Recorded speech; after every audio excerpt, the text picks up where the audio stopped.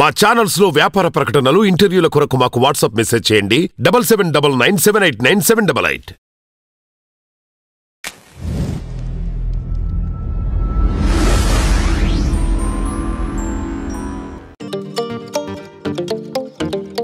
Hair transplantation అనేది మనకి eyebrow చేయించుకోవచ్చు, స్కాల్ప్ చేయించుకోవచ్చు, అప్పర్ లిప్ చేయించుకోవచ్చు, గెడ్డాల మీసాల దగ్గర చేయించుకోవచ్చు.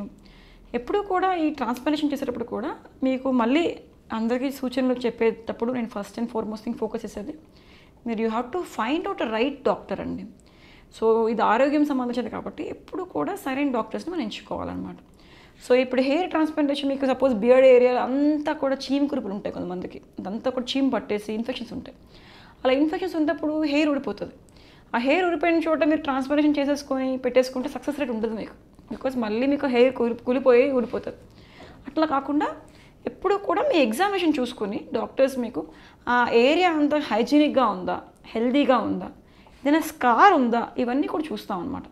కొంతమందిలో దెబ్బలు తగిలి ఏరియా అంతా స్కార్ అయిపోతుంది, బర్న్స్ ఏరియా అంతా పోతుంది, ఆ ఏరియా అంతా. అలాంటి ఏరియాస్లో మనం హెయిర్ ట్రాన్స్ప్లాంట్ చేసేటప్పుడు కొన్నిసార్లు సర్వైవల్ రేట్ తక్కువ ఉంటుంది. అంటే కొన్ని హెయిర్స్ టేకప్ చేయవు.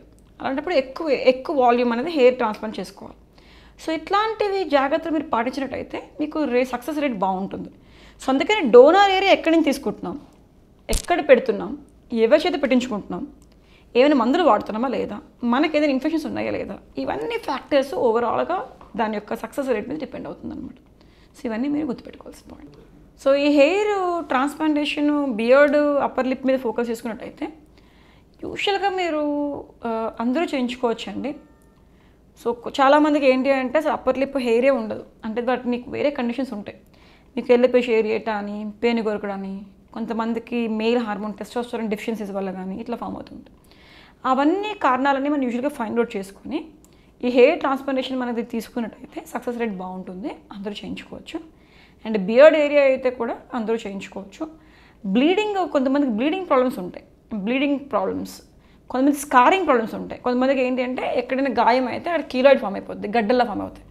అలాంటివి ఏమైనా టెండెన్సీ ఉంది అంటే చేయించుకునే చోటల్లా గడ్డలు ఫామ్ అయిపోతాయి, దానికి కీలాయిడ్స్ అంటూ ఉంటాం. ఇలాంటి వాళ్ళు యూజువల్గా మేము అవాయిడ్ చేస్తాం అనమాట.